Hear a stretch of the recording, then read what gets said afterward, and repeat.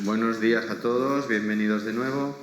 Como nos quedamos ayer que nos faltaban 2 charlas, os he hecho venir un poquito más pronto porque así hacemos la de disnea neurones, que es bastante encajable en unos 30-35 minutos, y empezamos con las aves. Nos quedará una, que si no la haremos al final del día, ¿vale? Entonces, el título que os he puesto es disnea neurones, influenza moquillo y las enfermedades del aparato respiratorio, más que nada porque son de las enfermedades más importantes que vamos a considerar. Como recuerdo anatómico, solo os quiero recordar que lo que tenemos aquí son 2 pulmones, izquierdo y derecho, como siempre, pero el izquierdo solo tiene 2 lóbulos, craneal y caudal, mientras que el derecho los tiene los 4, igual que cualquier otro animal, ¿vale? Es una cuestión anatómica. Y luego también recordaros la posición del corazón, que está muy caudal, y que cuando alguien tiene que auscultar, que se acuerde de la constitución anatómica de los hurones, porque estás en una anestesia y tú estás operando, de repente el electro no funciona o el Doppler se va del sitio. Si hay que auscultar el corazón y alguien no tiene la organización anatómica de un hurón, cuando ponga el estetoscopio es que no lo va a oír y a lo mejor está demasiado craneal, ¿vale? Simplemente un detalle anecdótico gracioso, ¿vale? Cuando manipulamos los hurones y hacemos la exploración, los cogemos por el cuello, los dejamos colgando. Yo veis que no apoyo para nada al animal, eso sí, debajo tengo una mesa por si se me resbala, porque hay hurones que forcejean, pero fijaos lo calmados que se quedan así, igual que un cachorro cuando lo coge la madre. Bostezan, con lo cual podemos aprovechar para ver un poco lo que pasa en la cavidad oral. Y fijaos dónde va mi compañero con el estetoscopio, ¿vale? Va muy caudal. A veces una referencia anatómica de búsqueda del corazón en otras especies es doblar el codo, ¿no? Y justo debajo del codo sabemos que está el corazón. Aquí no, ¿vale? Aquí está bastante más caudal. Pero bueno. Típicos signos y presentaciones de enfermedades del aparato respiratorio en los hurones. Pues no hay que trasladarse mucho de las especies, pero desde secreción nasal y ocular, estornudos, tos, disnea, fiebre y, como no, de las cosas más importantes, la apatía y la anorexia, ¿vale? Son los principales cuadros que yo creo que cuando estudiamos al año la casuística que hemos tenido, casi todos los casos vienen por así, ¿vale? El animal está raro. Incluso nos encontramos enfermedades respiratorias del tracto respiratorio inferior que las hemos descubierto de casualidad, porque el animal ha venido por otro tema. Y cuando hacemos la radiografía, que yo siempre os lo digo, haced radiografía de todos los casos. La cantidad de enfermedades subclínicas que vemos en exóticos no se ve en perro y gato. Así que la medicina preventiva es importantísima, ¿no? Muchas veces nos van a venir de urgencia, o si trabajáis por la noche porque os toca hacer turnos de guardia, tenéis que tener un protocolo más o menos organizado, ¿vale? Entonces, lo primero que hacemos ante un animal es un ABC, ¿no? Airways, ¿no? La primera sería, entonces nos aseguramos que puede haber una entrada buena de oxígeno. Entonces, si ese animal tiene secreción nasal, hay que limpiarle las narinas, si tiene algo en la boca hay que liberarlo y rápidamente hay que ponerlo en oxígeno para asegurarnos que este animal puede respirar correctamente.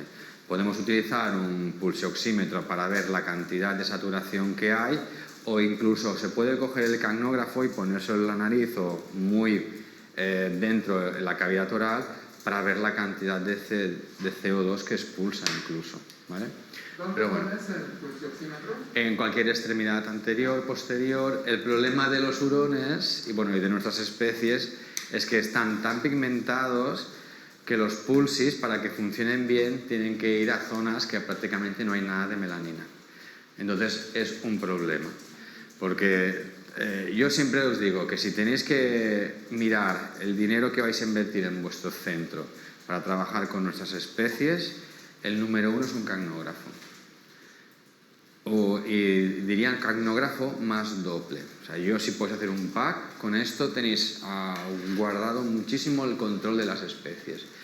Los pulsis dan información, pero puede ser muy errática, porque como es una pinza que va apretada en la piel, salvo que vaya a la lengua, las demás lecturas son muy, muy erráticas.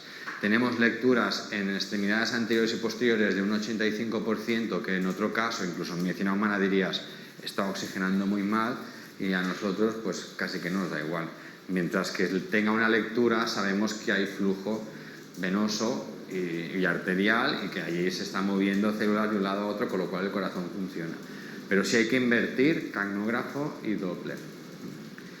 Y mientras tengamos un animal albino, fantástico. A la que está pigmentado, es que no. Incluso estos pulsioxímetros que venden baratos en farmacias, en según qué centros, que se meten en dedo de medicina humana, en algunos casos funcionan, en otros casos no sirven para nada. Pero como son baratos, yo siempre tengo uno de emergencia guardado, porque ante la duda lo pongo. Que tengo lectura, fantástico. Que no, ya sé que esto no me va a servir, ¿vale? Si el animal está muy alterado, tiene una dificultad respiratoria y el manejo va a suponer un gran estrés, sedamos, ¿vale? Entonces aquí entra un poco la decisión de qué hago. Pongo un anestésico sedante y un analgésico tipo opiáceo, o solo doy uno, ¿vale? ¿Tenéis alguna experiencia con estos fármacos? ¿Sí? Vale. Nuestra compañera, que se llama María, nos va a hacer 4 detalles. ¿Qué crees? Tienes un animal que está muy disneico y hay que relajarlo un poco. Perro sí que podría ser, o sea, que perros y con perros y gatos. Exacto, no, pero quiero que me expliques tu experiencia en perro-gato o tus indicaciones en perro-gato. No, pues para ayudar a controlar un poco la disnea, que también al ir a un sitio que es desconocido se le puede incrementar más. Entonces lo relajas un poco y luego le haces las pruebas. Que los dos fármacos son muy buenos. Ella comenta que usáis los dos productos combinados, supongo, ¿no? En gatos sí, en perros no. Vale. Hay que ir con cuidado con las benzodiazepinas porque son relajantes musculares. Entonces, si este animal realiza un gran esfuerzo respiratorio y utiliza mucho la musculatura intercostal, si lo deprimís mucho con una benzodiazepina, la dificultad respiratoria se va a incrementar porque lo estáis relajando mucho. Entonces, hay que ir con cuidado, ¿vale? Sobre todo si es de vías aéreas superiores, podemos utilizar los dos. Si el problema es de vías aéreas inferiores y con gran esfuerzo, el deprimirlo mucho puede suponer que nos haga una apnea importante o que la ventilación no sea correcta, ¿vale? En medicina humana hay artículos que hablan de las discrepancias de usar según qué tipo de relajantes musculares en procesos disneicos graves. Si el animal está muy muy mal, hay que considerar la intubación. Intubar un hurón es relativamente fácil. El problema es que trabajamos con animales pequeños. Esto es lo mismo que si te dedicas a tallar pedruscos o estás tallando diamantes. Es una cuestión de delicadeza, finura y material, pero es relativamente fácil si se acostumbran a intubar gatos. Dependiendo del tipo de proceso, sobre todo si son procesos de las vías aéreas, tráquea, bronquios, bronquiolos, podemos utilizar broncodilatadores. Si determinamos que no escuchamos bien el corazón y tenemos riesgo de neumotórax o de efusiones, que esto lo podéis ver, sobre todo si hay efusiones, mediante una ecografía rápida, lo que denominan un ecofast ahora por todo el mundo, hacemos una ecofast, ¿vale? Ecofast significa que tengo un ecógrafo de urgencia y rápidamente busco un detalle, no hago una exploración ecográfica completa, solo es buscar 4 cosas rápidas para descartar 4 puntos que nos interesan en el momento de una urgencia, ¿vale? Entonces haremos una toracocentesis y luego evidentemente rápidamente hay que tener una vía donde vamos a administrar fluidos, remontar el shock o sustancias de emergencia como puede ser adrenalina, lo que sea, ¿vale? Lo que necesita.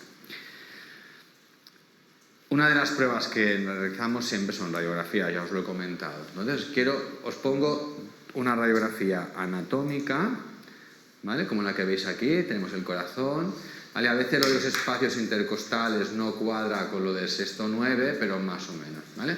Pero fijaos que el corazón reposa sobre el esternón, tenía que estar un poco más inclinado, pero también depende un poco de la posición del animal, ¿vale? Acordaos también que en otras especies miramos que el ángulo de la tráquea y en la columna sea más o menos de 25-30 grados, fijaos aquí lo paralelo que van, Pero hay que recordar que un hurón es un animal con un cuerpo longilíneo, es como una serpiente con patas, o como un lagarto.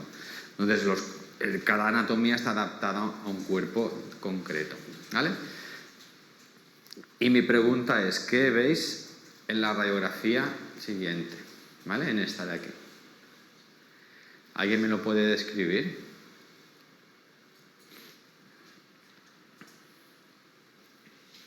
¿Qué es lo que más llama la atención? Que el corazón está levantado, ¿vale? Y cuando el corazón se separa del esternón, nuestro diferencial, ¿cuál es? Neumotórax. Puede haber algo más, ¿no? Puede haber... Hay algo, evidentemente, que me lo separa del sitio, donde finalmente o es aire o es la presencia de líquido o una masa. ¿Aquí qué veis? ¿Aire? ¿Líquido?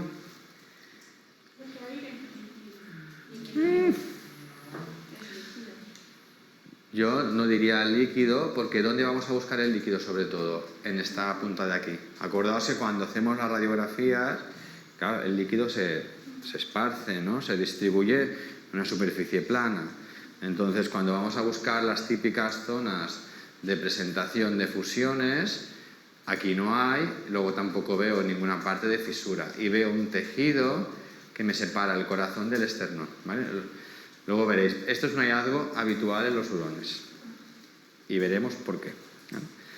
Siguiente punto es típica presentación de neumonía, que como siempre tenéis que diferenciar los 3 patrones de imagen de neumonía, que son, vale, lo hicisteis hace patrón bronquial, patrón intersticial y alveolar, que afortunadamente o desgraciadamente no vienen nunca solos, van combinados y en función de las presentaciones que tenemos son más características de una enfermedad o de otra, ¿vale?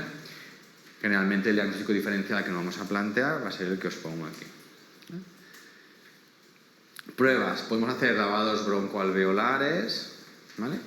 Con total, ya tenemos un animal que por la razón que sea ha tenido que ser intubado o lo tenemos sedado para hacer pruebas y administramos entre 1 y 2 mililitros por kilo, lo recuperamos, evidentemente jamás se recupera el 100% de este volumen, hay que considerar trabajar lo más estéril posible porque una de las pruebas que vamos a hacer va a ser un cultivo, ¿vale? Si no, igualmente hacemos citología, ¿vale? ¿Alguien me identifica estas células de aquí?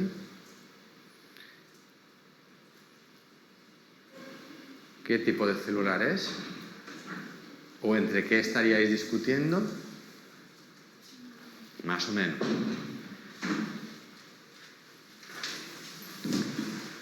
Vamos a ver. ¿Es una célula blanca o roja? Blanca. Vale. Dentro de célula blanca es una célula polimorfonuclear o mononuclear. Polimorfonuclear. Vale. Características de los gránulos que vemos. A ver si consigo aumentarlo. ¿De qué color es? El núcleo es azul. ¿Y el resto? Rosita. Vale, eosinófilo. Entonces, es un eosinófilo, ¿vale? Tenemos un caso de neumonía eosinofílica, ¿vale? Digo porque si aprendemos estos simples detalles, establecer luego un diferencial es mucho más fácil, ¿vale? Bien. Podemos encontrar casos de consolidaciones pulmonares, colapso, que depende de la proyección, se ve mejor. Generalmente, un protocolo radiológico, como muy bien sabéis, implica una lateral izquierda, una lateral derecha y una ventrodorsal o una dorsoventral. Pero, por experiencia y trabajando con esos animales, salvo que tengamos durante mucho tiempo puesto el animal en una superficie, en una posición lateral, lateral derecha, lateral izquierda, no hay mucha diferencia, ¿vale? Pero si queremos buscar algún detalle concreto, os recomiendo hacer las dos proyecciones. Pero estamos hablando de un diámetro o de una superficie de distancia tan corta y el peso es tan leve que los colapsos pulmonares son poco frecuentes. Excepto en algún caso que tengamos un animal que al sedarlo la depresión respiratoria que le hemos causado es muy marcada, como es el caso, ¿vale? Si os fijáis, aquí tenemos el caso de un hurón son radiografías hechas en anestesia. Este animal no tiene ningún problema en el tórax hasta que lo hemos sedado. Le hemos hecho un procedimiento de diagnóstico bastante largo, el animal ha estado lateralmente colocado durante mucho tiempo y nos ha acabado haciendo un colapso pulmonar. ¿Vale? Es este lóbulo de aquí. Pero esto luego cuando lo despiertas y reviertes todos los fármacos y el animal recupera su funcionalidad respiratoria y es capaz de hacer inspiraciones correctas, esto desaparece al momento, ¿vale? Tardará unos minutos, pero más que nada para que veáis que hay hallazgos que vale la pena tenerlos presentes y nos los podemos encontrar, ¿vale? Hallazgos más radiológicos que podemos encontrar es aumento de la silueta cardíaca, que el diferencial al aumentar la silueta cardíaca hay dos. Uno es de cardiomegalia y el segundo es de efusión pericárdica, ¿vale? Y luego nos podemos encontrar que haya alguna presencia de masa justo precardial, ¿vale? Bien, os he puesto los datos, más que nada para que los tengáis. Hay estudios que hablan de los ejes vertebrales en hurón, todos los valores ecográficos del hurón, ¿vale? Y vamos a hablar ya de las diferentes presentaciones. Deramen pleural también es algo muy evidente, ¿no? Sabéis que las características es la presencia del líquido, nos define muy bien las diferencias entre los lóbulos pulmonares, vemos muy bien las fisuras, ¿vale?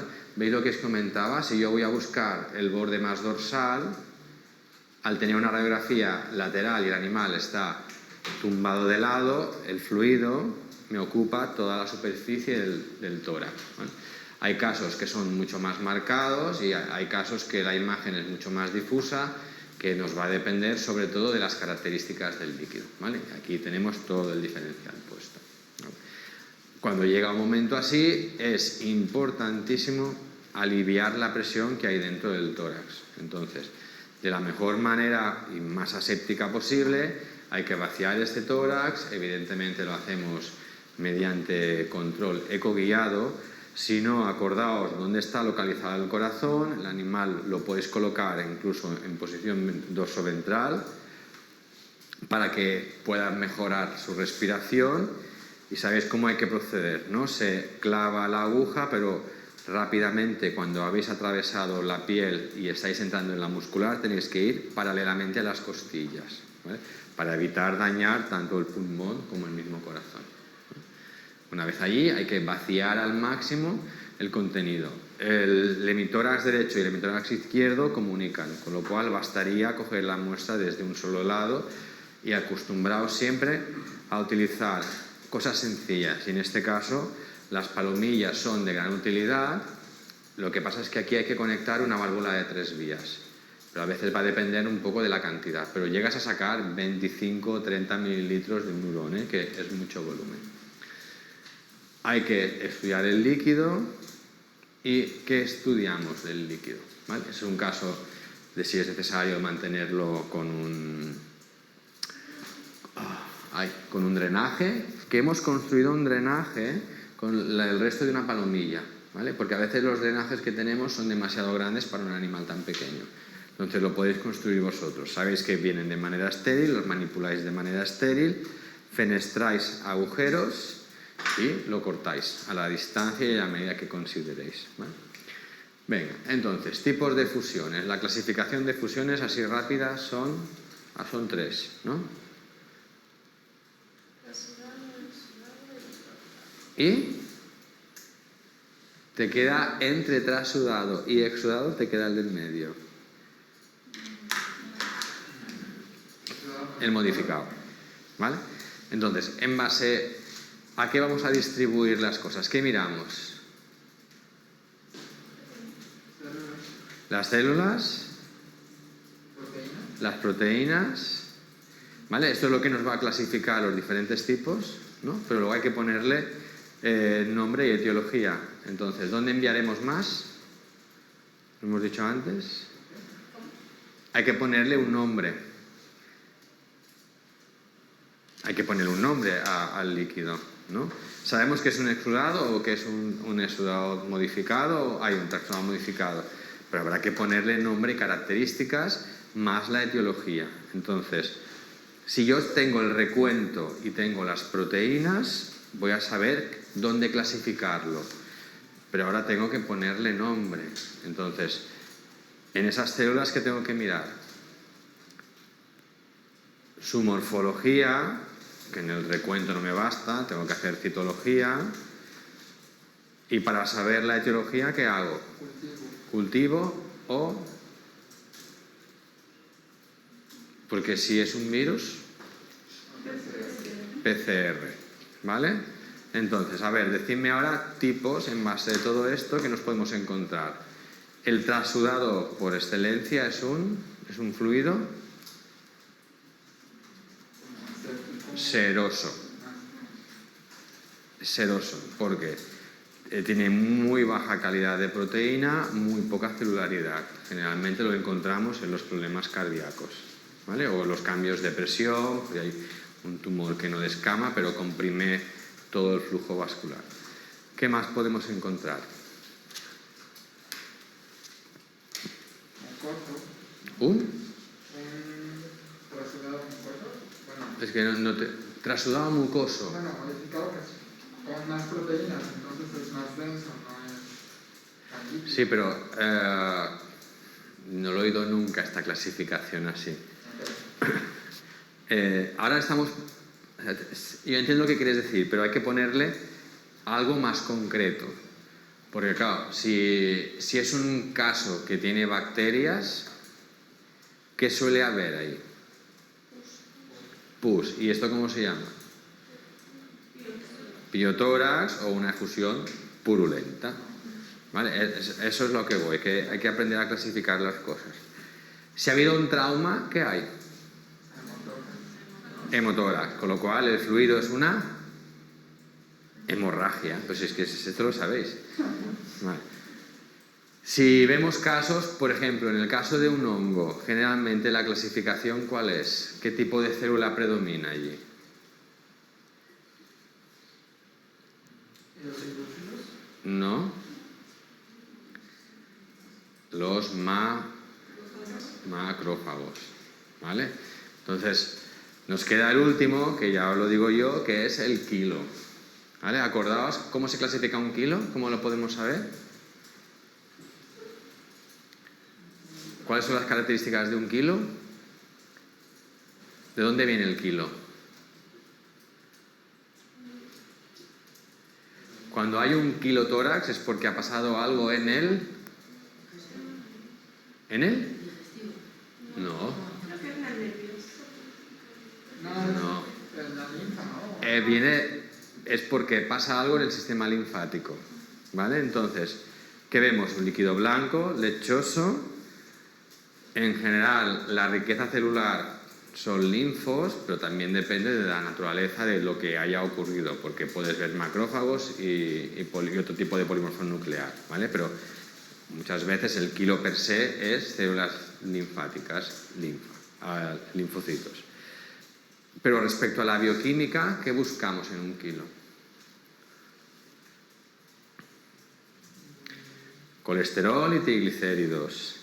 ¿El colesterol es más rico que el plasma o menor o igual? Los triglicéridos son más elevados que el plasma y el colesterol es igual o menor. ¿Vale? Son características propias. Vale. Venga. Este caso. ¿Vale? ¿Veis? Como siempre hacemos radiografía. Yo me hago animalografía, pero... cuando hay algo concreto del tórax, yo me hago la placa de todo el animal y luego repito la radiografía de la parte que más me interesa, cambiando los valores, porque cuando hacemos animalografía, que eso no es, la radiodensidad es todo muy variable. Fijaos en este tórax, ¿vale? Sobre todo está afectado la parte más craneal, lo podéis ver en la imagen ventrodorsal, el lóbulo izquierdo tiene un aumento de radiodensidad. ¿Vale? Diagnóstico más probable. neumonía, ¿no? Diríamos probable neumonía, pero tú haces la auscultación, este animal ventila bien, no tiene ninguna clínica respiratoria, y cuando tienes toda la radiografía del animal es grasa. ¿Vale? Son casos que nos puede llegar a confundir porque esto es un hallazgo habitual en los hurones, que puedes pensar que sea un cuadro neumónico y este animal lo único que tiene es que está gordo, gordo, gordo, gordo. Fijaos toda la grasa que hay en el tórax, y esta imagen de aquí es lo que corresponde a la parte del lóbulo pulmonar, ¿vale? Que siempre está comprimido por la presencia de grasa. Venga, vamos a hablar de las enfermedades más habituales. La primera es la influenza. La influenza es el tipo de virus de la gripe. Es súper importante aquí la transmisión que hay desde las personas a los hurones, por lo que comentamos ayer. Es una cuestión de higiene y de manejo, ¿vale? Todo el mundo es consciente de que cuando ve algo sucio no se acerca, pero cuando el que está sucio es él, te da igual el resto, tú te vas a acercar, ¿vale? Y como nos gusta acariciar, besar y dormir con nuestras mascotas o animales de compañía, es muy fácil la transmisión, ¿no? El curso es muy parecido a lo que nos ocurre a nosotros. De hecho, el modelo hurón es básico de estudio de influenza en medicina humana, porque la patología se desarrolla prácticamente igual. Es un cuadro respiratorio que afortunadamente causa un pequeño pico de fiebre o de hipertermia. Hay animales que lo sufren más y otros que lo sufren menos, igual que en las personas. Hay una susceptibilidad individual muy clara. A veces no depende de la cepa del virus, sino que depende de la respuesta del individuo. Igual que nosotros, hay un grupo familiar, uno enferma de gripe y está fatal, y el que tiene al lado ni se entera de nada. Y si recordamos un poco, tenemos casos cercanos con el COVID, ha pasado exactamente lo mismo. Ha habido alguien en la casa que estaba fatal y la mujer que dormía cada día, o el hijo o quien sea, no se ha enterado de nada. Ah, sí, soy positivo a COVID, pues no tengo ni idea. Y la PCR da positivo, pero en cambio no ha sufrido nada. Siempre hay un factor individual a tener en cuenta, ¿vale? Pero aquí el cuadro es un cuadro respiratorio muy claro. A veces simplemente da apatía, inapetencia, porque en el fondo esto es un cuadro de neumonía bronquiolointersticial, y a veces las neumonías se traducen así, que me encuentro mal, estoy fatigado, pero no noto una sensación de dificultad respiratoria, solo noto una sensación de que me canso. El anamnesis es muy importante. Cuando tengáis un caso respiratorio de hurón, preguntad, ¿hay algún caso de cuadro respiratorio en casa? Evidentemente, no todos los cuadros respiratorios son de influenza, pero siempre hablamos en medicina humana. Tengo un cuadro de gripe, o tengo como una respuesta gripal, pero no tiene por qué ser siempre este virus. Hay muchos virus que afectan al respiratorio, como son rinovirus, y no causan un cuadro de influenza. Lo importante de aquí es que empieza con un cuadro respiratorio superior que rápidamente, de hecho, generalmente entra por la vía nasal, aunque también puede entrar por vía oral. Si os acordáis, cuando hubo la pandemia de influenza hace unos años, el marketing que se hacía contra la pandemia, ¿qué era? Todo el mensaje se basaba en una frase. ¿Qué era? Tápate la boca cuando estornudes, no estornudes, quédate en casa, no comas, corre. Era lávate las manos, ¿os acordáis? Y es un poco lo que os comentaba ayer con los aerosoles. El tamaño de aerosol donde van las partículas víricas tiene que tener cierto tamaño para que sea infectivo y se pueda desplazar y demás, ¿vale? Entonces, la higiene con la influenza es las manos, no el respirar, porque si fuera por culpa de una ventilación de movimiento de micropartículas, en una habitación con una sola persona estaría todo el mundo infectado, y no es así, ¿vale? Hay que pensar en este detalle. Uno de los principales problemas que hay con estas enfermedades es que se contaminan con bacterias, sobre todo con el Streptococcus de C. lancefil, ¿vale? Que es muy parecido al neumococo humano, no es exactamente el mismo, pero es una bacteria similar, y es lo que nos acaba de rematar al animal, ¿vale? Pero influenza por sí sola es capaz de producir la muerte, tanto en hurones, como en aves, como en humanos, así que hay que vigilarlo mucho. El diagnóstico, sobre todo la historia clínica y los resultados, la imagen pulmonar es de una bronconeumonía de patrón bronquiolo-intersticial. Los hurones se determina que hay una leve afectación del sistema digestivo, sobre todo centrado en el hígado, pero en medicina humana no. En medicina humana es un patrón puramente respiratorio. Y yo creo que probablemente esto viene porque la inapetencia da pérdida de apetito, riesgo de lipidosis hepática, que comentó vuestra compañera ayer, así que es normal encontrar alteraciones de aumentos de urea secundaria a una deshidratación y leve aumento de las transaminasas con disminución de la albúmina. El diagnóstico es relativamente sencillo porque todo el cuadro nos lo orienta, pero sobre todo hay puesto en el mercado serología y PCR. Entonces, como es una enfermedad de estudio y nosotros lo estudiamos aquí en la universidad, en el centro de Irta-Cresa, yo os invito a que si os tengo cerca y queréis enviarme muestras, nosotros las analizamos para hacer luego estudios de epidemiología de este tipo de virus. El tratamiento, ¿cómo se trata la influenza en medicina humana? No sé, sintomática nada más. Exacto. Analgésicos antiinflamatorios, mucha hidratación y reposo. Entonces, ¿qué haríamos en un hurón? Lo mismo. El problema es, tú eres muy consciente de tu higiene y de las indicaciones que tienes que seguir. ¿Un hurón lo es?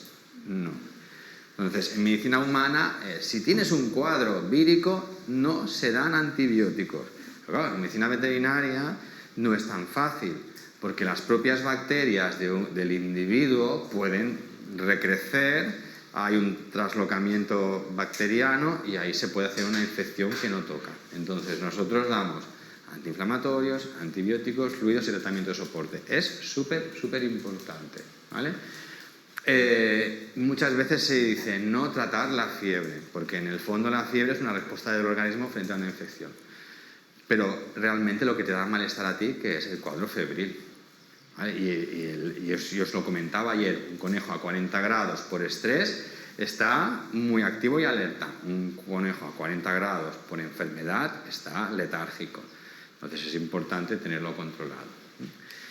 La siguiente enfermedad que os quiero comentar es el moquillo, que es el mismo moquillo que afecta al perro, ¿vale? Es el paramyxovirus. Es exactamente el mismo virus. Influenza es el mismo virus de humana, el moquillo es el mismo virus que el del perro, ¿vale?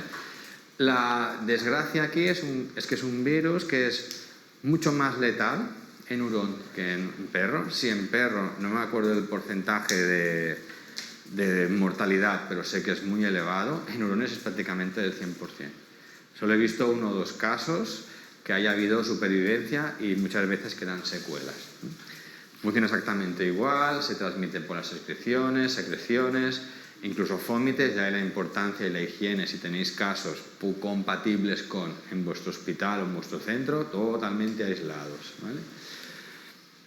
Sabemos que es un virus que entra generalmente por inhalación, tiene una replicación, puede afectar a muchos órganos, pero entre ellos puede afectar al sistema nervioso, ¿vale? Y es cuando aparecen muchísimos signos clínicos, desde animales que van atáxicos hasta llegar a convulsiones y muerte súbita, así que hay que tenerlo presente.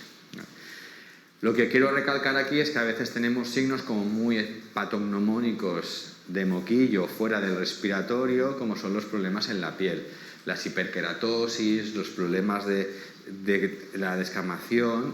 Se dice que el hurón adopta un color anaranjado, y es cierto, ¿eh? Este animal es de un color marronáceo, pero cuando lo vemos tiene un cierto color anaranjado. Como podéis ver aquí en la parte de la nariz, tiene secreción acumulada y engrosamiento de la piel con costra, y este es un caso nuestro en el que hay una leve hiperkeratosis podal, pero se ven casos tan exagerados que se ven todas estas alteraciones. A ver si consigo ahí. Muy engrosada la piel, que parece incluso una sarna, es curioso. Hay animales que acaban andando mal y animales que esto al cabo de unos minutos acaba siendo un animal convulsivo. No os pongo el vídeo porque es muy desagradable. Afortunadamente, la manera de diagnosticar es muy sencilla porque podemos utilizar las mismas vías que utilizáis en un perro, desde un frotis conjuntival, enviar la serología y si desgraciadamente ese animal fallece, enviarlo a necropsia. Otra opción, sobre todo en los casos de neurología, podéis enviar líquido de cefalorraquídeo para investigar la presencia de virus ahí. Tratamiento. No hay tratamiento específico, es un virus muy potente, pero sí hay prevención, ¿vale? Y tenemos las vacunas, que teóricamente son las mismas vacunas que utilizamos en perro. El problema es que muchas veces os planteáis qué casa comercial. Al principio sacábamos las vacunas con las menor valencias posibles. Sabéis que las pupis suelen llevar parvovirus moquillo o parvovirus hepatitis o algo así, o simplemente una sola dosis de un virus, entonces cuanto menor valencia tengamos, mejor, ¿vale? Hay una que es moquillo hepatitis, se puede dar sin ningún problema, porque no son sensibles al virus de la hepatitis. Y tampoco son sensibles al parvovirus canino. El parvovirus del hurón es diferente, ¿vale? ¿El distemper es el mismo? ¿O se puede contagiar de perros a Sí. humanos también? La compañera pregunta si se puede pasar de un perro a hurón. La respuesta es que sí, porque exactamente es el mismo virus. De hecho, aconsejamos que como la vacuna es atenuada, que si hay perro y hay hurón, las pautas de vacunación vayan muy similares. O sea, que no se vacune al perro hoy y que el hurón tenga la primera vacuna al cabo de 6 meses. No. Más, las pautas de vacunación varían mucho en función del veterinario y de la edad del animal, pero generalmente es una... Yo espero a los 3 meses, revacuno al mes y luego ya es cada 2 años, ¿vale? Los anticuerpos de moquillo, sabéis que en perros duran mucho. Hay centros veterinarios que revacunan al año, pero sabemos perfectamente que en moquillo no hace falta vacunarlo al año. Y si tienes la duda, haces una serología. Yo he hecho un estudio en hurones de laboratorio vacunados con vacuna de moquillo y he tenido casos de hurones que tras 3 años de la primera vacuna siguen teniendo anticuerpos. Entonces, tenemos un margen de trabajo. A veces pasa que con las vacunas que administramos los hurones reaccionan muy rápido y pueden haber reacciones anafilácticas. Entonces, hay centros que previamente a la vacuna ya administran un antihistamínico para tenerlo todo controlado, ¿vale? Pero podemos ver reacciones de incluso pérdidas masivas de sangre, los animales se deshidratan, es como una renovación de la mucosa gastrointestinal, pero si no, lo más normal es una hipotensión, el animal está como apagado, y esto pasa a los minutos, ¿eh? No es una cosa que dentro de 1 hora el animal reaccione. Puede haber casos más tardíos, pero generalmente pongo la vacuna y a los 5 minutos el animal se encuentra mal. Por eso, después de poner la vacuna, mientras preparáis la cartilla y toda la documentación, que el animal se espere con el propietario en la sala de espera, por si hubiera algo. A la casa Esteve sacó una vacuna autorizada para trabajar solo con hurones, que llevaba el moquillo, pero bueno, es para que lo tengáis la información. A veces te planteas, en un caso grave de respiratorio, si es moquillo o es influenza. Esto es un cuadro sacado de un libro en el que nos marca un poco las diferencias. Sabemos que influenza es un cuadro más leve. Hay animales que lo pueden sufrir bastante mal, incluso pueden llegar a morir, pero por ejemplo la evolución de la temperatura generalmente es un pico de 48 horas. Entonces sube la temperatura y luego nos baja. Hay que ver cómo responde luego el hurón. El problema respiratorio, sobre todo de vías altas, y la sintomatología es mucho más clara en el virus de la influenza que en el virus del moquillo. En el moquillo esta temperatura siempre se mantiene más elevada durante un curso mucho más largo y luego las lesiones de piel y sistema nervioso en una influenza no tienen por qué aparecer, en un moquillo sí. Evidentemente, cuando tenéis un caso de neumonía y decís hacer un lavado broncoalveolar o este animal tiene leve efusión, una de las pruebas a realizar es un cultivo. Así que, en función del cultivo y de la etiología, decidiréis vuestro trabajo antibiótico y vuestro protocolo a seguir, ¿vale? También podemos encontrar casos de neumonías pulmonares, no son frecuentes, salvo que trabajéis con animales que están en ambientes muy sucios. Eso es que el hurón vive en el garaje, convive con muchos animales, sale al exterior y es un animal cazador, con lo cual tiene un acceso a diferentes fuentes de manera más habitual que en un animal que vive en una jaula, vive en casa y que la condición climática es totalmente limpia. Más que nada para que sepáis que hay casos descritos tanto de blastomices como de coccidioidomycosis, y generalmente las presentaciones son así, ¿vale? Son animales que vienen con efusión. Es muy importante que trabajéis con muestras, ¿vale? No con hipótesis. Esto yo creo que esto es una muestra muy fácil de tomar. Si os da miedo realizar este procedimiento de meterle un drenaje, al menos sí de tomar muestras de líquido para vaciar el espacio, que el pulmón se pueda expandir y darle mejor calidad. Y si no, de verdad, que no sois peores veterinarios por referir un caso. Yo entiendo que exóticos es una parte que si alguien decide no hacerla es muy fácil, mira, tomo y te lo paso.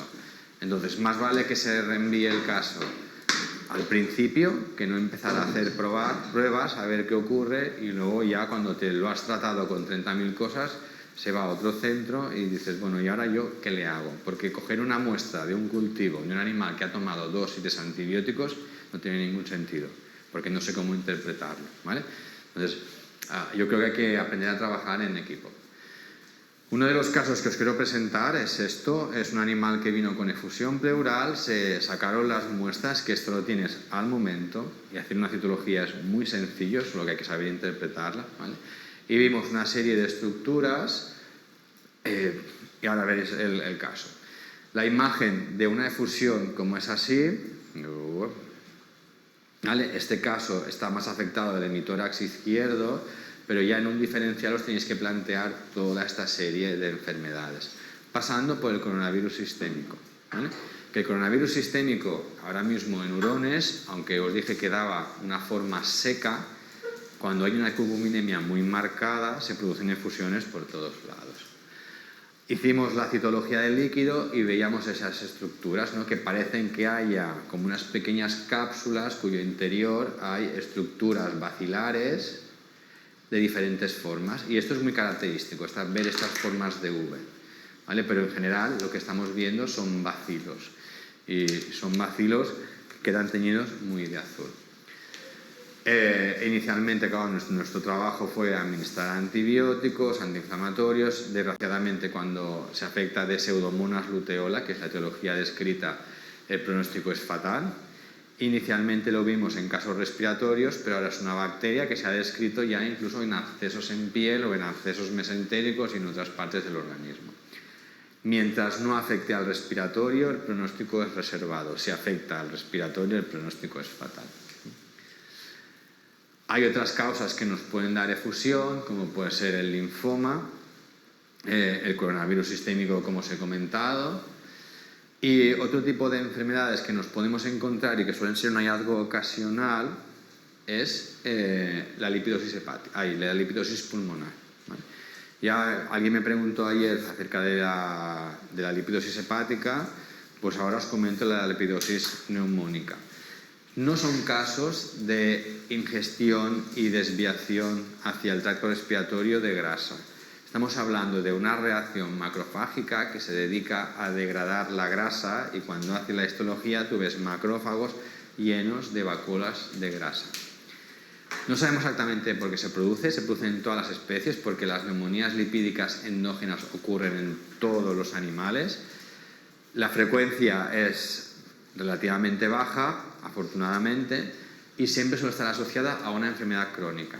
Nosotros lo hemos visto sobre todo en animales con linfoma y con infecciones de coronavirus, pero animales que puedan tener otro tipo de reacciones que pasan semanas y semanas en el organismo, generalmente acaban con neumonías lipídicas, ¿vale? Y listo, ¿vale? Aquí acabamos mamíferos, empezaremos las aves, y si nos da tiempo esta tarde hacemos la charla de debilidad. ¿Alguna pregunta de este tema? ¿La vacuna para la influenza de humanos no se ha probado en humanos? Sí. Hay algunos casos que van bien. De hecho, se están sacando diferentes tipos de vacuna. El problema con influenza que hay es que cada año tenemos una nueva cepa vacunal. Así que hay que trabajar siempre con las nuevas cepas que van apareciendo, porque tú te vacunas este año de lo que ha habido en los años anteriores, pero probablemente el virus de ahora sea relativamente diferente. De hecho, fue muy curioso, en alguna... hubo un año de pandemia que el virus que apareció era el mismo de, no sé si era de 1930 o de 1940. ¿Qué pasó? Que el rango de edad quedó desplazado porque la gente mayor que había estado expuesto en el virus durante esa época ya tenía inmunidad, así que no les afectó. Son cosas curiosas. Vale.